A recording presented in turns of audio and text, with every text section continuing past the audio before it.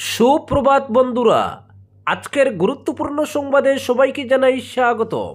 আজ হলো 19 নভেম্বর 2 অগ্রহায়ণ বুধবার। আজকের সকালের বরাক উপত্যকা তথা আসাম এবং দেশ বিদেশের গুরুত্বপূর্ণ বিশেষ বিশেষ খবরগুলি হলো: ফেব্রুয়ারির শেষেই ভোটের বিজ্ঞপ্তি, তালিকা ত্রুটিমুক্ত করতেই সংশোধন, বাড়ছে ভোট গ্রহণ কেন্দ্রের সংখ্যা, কমিশনের বিএলওর সঙ্গে রাজনৈতিক দলের বিএলওরাও সংশোধন প্রক্রিয়ায়, ঘুষ নিতে গিয়ে উদারবন্দে গ্রেফতার শিক্ষা আধিকারিক মাধব সাহা, আসামে আসছে না আসাদুদ্দিন ওয়াইসির দল, আজমলের কৌশলে জল, 26-এর মধ্যভাগে প্রকাশ পাবে চূড়ান্ত নাগরিকপঞ্জি, বললেন মুখ্যমন্ত্রী। মৃত বিবাহিত অনেক অযোগ্যের নাম ভোটার তালিকায়, সংশোধনের প্রয়োজন। নীতিশ কুমারের নতুন মন্ত্রিসভা গঠনের নকশা প্রস্তুত, কাল শপথ। মধ্যাহ্নভোজনের রান্নাঘর নির্মাণের টাকা আত্মসাৎ, এডিসি ত্রিদীপ রায়ের নির্দেশে খড়গহস্ত বিইও, হাইলাকান্দিতে স্কুল প্রধান সহ এসএমসি সভাপতির বিরুদ্ধে মামলা। নীতিশ কুমার ভোট কিনেছেন নগদে, বাজি হেরে নতুন অভিযোগে সরব প্রশান্ত কিশোর। এবং সর্বশেষ খবরটি হল, ভারতীয়দের জন্য ভিসামুক্ত প্রবেশাধিকার বন্ধ করল ইরান, সতর্কতা জারি ভারতের। এবারে শুনুন বিস্তারিত খবর। রাজ্যের চূড়ান্ত ভোটার তালিকা প্রকাশ পাবে আগামী 10 ফেব্রুয়ারি এবং ফেব্রুয়ারির শেষেই জারি হবে বিধানসভা ভোটের বিজ্ঞপ্তি। মঙ্গলবার একথা জানিয়েছেন রাজ্যের মুখ্য নির্বাচন আধিকারিক অনুরাগ গোয়েল। 22 নভেম্বর থেকে আসামে ভোটার তালিকার বিশেষ সংশোধন প্রক্রিয়া শুরু করার কথাও জানান তিনি। রাজনৈতিক দলগুলিকেও সামিল করানো হবে সেই প্রক্রিয়ায়। প্রতিটি রাজনৈতিক দল বিএলএ নিয়োগ করবে, যারা বিএলওদের সঙ্গে কাজ করবেন। ভোটার তালিকার বিশেষ সংশোধনের প্রক্রিয়া বিশদে জানিয়ে মুখ্য নির্বাচন অফিসার জানান, নাগরিকপঞ্জি নবায়নের প্রক্রিয়া চললেও বিধানসভা ভোটের লক্ষ্যে ভোটার তালিকা সংশোধন করা হবে, যাতে প্রত্যেক যোগ্য ব্যক্তির নাম ভোটার তালিকায় অন্তর্ভুক্ত হয়। তবে আসামে এসআইআর বা ভোটার তালিকার নিবিড় সংশোধন না হওয়ার কারণ জানিয়ে তিনি বলেন, নাগরিকপঞ্জি নবায়নের প্রক্রিয়া চলছে রাজ্যে, তাছাড়া নাগরিকত্বের জন্য রয়েছে বিশেষ ব্যবস্থা, তাই এসআইআর করানো হয়নি আসামে। 2026 সালের 1 জানুয়ারিকে ভিত্তিবর্ষ ধরে ভোটার তালিকার সংশোধন করা হবে জানিয়ে তিনি বলেন, বিএলওরা ঘরে ঘরে যাবেন, কিন্তু এসআইআরের মতো নথিপত্র পরীক্ষার জন্য নয়। ভোটার তালিকায় নাম থাকা পরিবারের প্রত্যেক ব্যক্তির পরিচয় খতিয়ে দেখা হবে। বিএলওরা 3 বার করে কারো ঘরে যাওয়ার পরও পরিবারের কারো সঙ্গে দেখা করতে না পারলে পাওয়া যায়নি বলে ঘোষণা করা হবে। তাছাড়া সাধারণ মানুষের জন্য পিআরসির প্রয়োজন নেই বলেও জানিয়েছেন তিনি। মুখ্য নির্বাচন অফিসার জানান, 22 নভেম্বর থেকে বিএলওরা যাবেন ঘরে ঘরে। বিএলওদের সংগৃহীত তথ্যের ভিত্তিতে 21 ডিসেম্বর থেকে 26 ডিসেম্বর অবধি প্রস্তুত করা হবে সংশোধিত ভোটার তালিকা।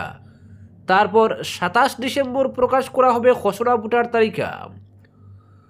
খসড়া ভোটার তালিকা নিয়ে দাবি আপত্তি জানানোর পর্ব শুরু হবে 27 ডিসেম্বর থেকেই। 22 জানুয়ারি অবধি ভোটাররা আপত্তি দর্শাতে পারবেন। শুনানি নিয়ে দাবি আপত্তি নিষ্পত্তি করে ভোটার তালিকা প্রকাশ করা হবে 10 ফেব্রুয়ারি। ভোটার তালিকায় একাধিকবার নাম অন্তর্ভুক্তি ঠেকাতে রাজ্যের প্রতিটি বিধানসভা কেন্দ্রে নির্বাচন কমিশনের সফটওয়্যার ব্যবহার করার কথা জানিয়েছেন তিনি। গোয়েল বলেন, 48 ঘন্টার জন্য সফটওয়্যার কার্যকরী করা হবে। সেই সফটওয়্যারে ফটোর সাদৃশ্য এবং জনবিন্যাসগত দিক খতিয়ে দেখবে।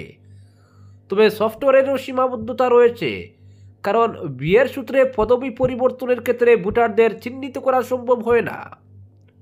খসড়া ভোটার তালিকা প্রকাশের আগে ভোট গ্রহণ কেন্দ্র রেশনালাইজ করার কথাও জানিয়েছেন মুখ্য নির্বাচন অফিসার। তিনি জানান, নির্বাচন কমিশনের নতুন নির্দেশিকা অনুযায়ী ভোট গ্রহণ কেন্দ্রে সর্বাধিক ভোটারের সংখ্যা এবার 1500 থেকে কমিয়ে আনা হবে 1200। এর ফলে নতুন করে 1826টি ভোট গ্রহণ কেন্দ্র স্থাপনের প্রয়োজন পড়বে। পরবর্তী খবর, ঘুষ নিতে গিয়ে সিএম ভিজিলেন্সের অভিযানে ধরা পড়লেন কাছাড়ের উদারবন্দ খণ্ড শিক্ষা আধিকারিক। জানা গেছে, মঙ্গলবার সন্ধ্যা এক শিক্ষকের কাছ থেকে ঘুষ নেওয়ার সময় উদারবন্দ খণ্ড শিক্ষা আধিকারিক মাধব সাহাকে হাতে নাতে ধরে ফেলে সিএম ভিজিলেন্সের দল।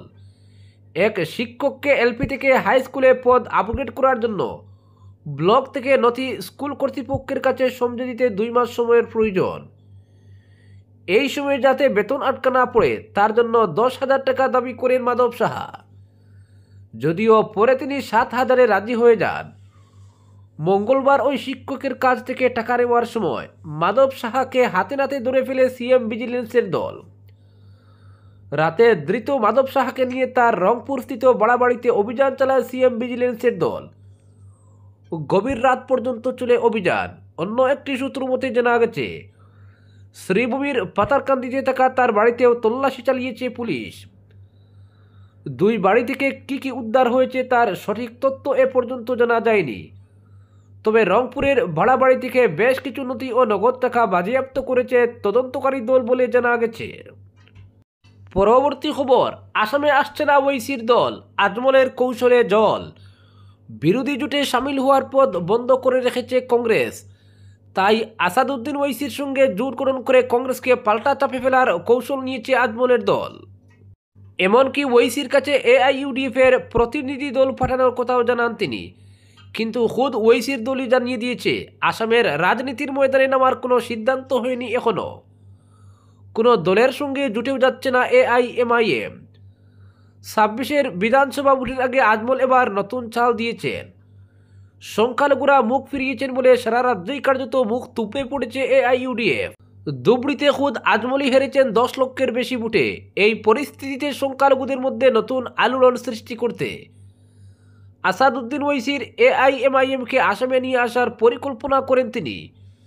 কারণ বিহারে বিরোধী জোটের সংখ্যালঘু ভোটে বাঘ বসিয়ে নিজের কৃতিত্ব দেখিয়েছেন ওইসি। তাতে হারের মুখ দেখেছে কংগ্রেস আরজেডি। তাই এআইএমআইএমকে আসামে ডেকে এনে কংগ্রেসের ধর্মীয় সংখ্যালঘু ভোটে বাঘ বসানোর পরিকল্পনা করেন আজমল। ওইসির সঙ্গে মিলে তিনি চাপে ফেলবেন কংগ্রেসকে। কিন্তু ওইসি সম্ভবত আসামের রাজনীতির ময়দানে নামতে আগ্রহী নন এখনই। তাই মঙ্গলবার এক্স হ্যান্ডেলে ওইসির দল জানিয়েছে, এআইএমআইএম আসাম আসার কথা প্রকাশ পেয়েছে একাংশ সংবাদ মাধ্যমে। কিন্তু ওই খবর পুরোপুরি ভিত্তিহীন। আসামের রাজনীতিতে সক্রিয় হওয়ার কোনো সিদ্ধান্ত এখনও নেয়নি এআইএমআইএম। তাছাড়া দলের সঙ্গে জোটের ব্যাপারেও কোনো সিদ্ধান্ত হয়নি। পরবর্তী খবর, মধ্যাহ্নভোজনের রান্নাঘর নির্মাণের টাকা আত্মসাৎ, এডিসি ত্রিদীপ রায়ের নির্দেশে খড়গহস্ত বিইও। হাইলাকান্দিতে স্কুল প্রধান সহ এসএমসি সভাপতির বিরুদ্ধে মামলা।